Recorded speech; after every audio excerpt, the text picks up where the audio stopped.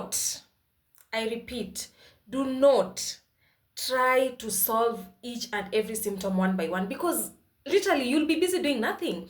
For example, maybe you are experiencing dizziness, maybe you are struggling with, chest pain, heart palpitations, shaking, the intrusive thought. So you're trying to solve intrusive thought. Then after that, another symptom comes, because what you know with anxiety, what you have to know is that symptoms always morph.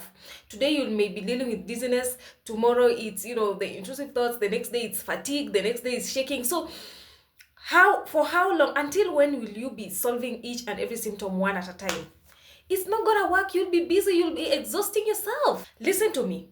Anxiety causes symptoms and not the other way around. The symptoms don't cause anxiety. It is anxiety that causes these symptoms. When you have malaria, you're gonna have fever, you're gonna have headache, you're gonna sweat, you're gonna have loss of appetite. Are you going to start solving loss of appetite, then you go to, the headache, then you go to, the fever? That's not what you're gonna do. You're gonna solve malaria as a whole. The same with anxiety. Don't be someone who is always trying to solve dizziness, because I know with anxiety, even me, I used to experience this. I used to say that if only I can be able to overcome this earworm, if only I can be able to overcome this fatigue, because those were my worst struggles.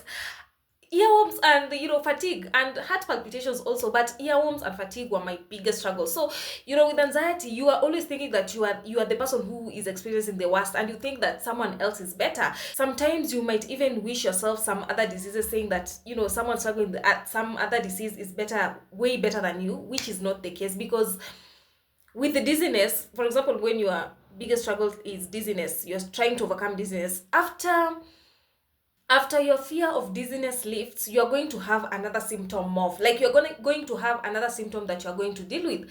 So what I'm trying to say here is, do not try to solve each and every symptom individually. When your nerves heal, when you desensitize, when you focus on recovering, these symptoms are going to go away on their own. A consequence of you living your life, consequence of you exposing yourself to your triggers, consequence of you allowing the symptoms to be there, is actually these symptoms cease, these symptoms dissipate. So you trying to solve each and every symptom individually, it's not gonna work. You are giving yourself so much work.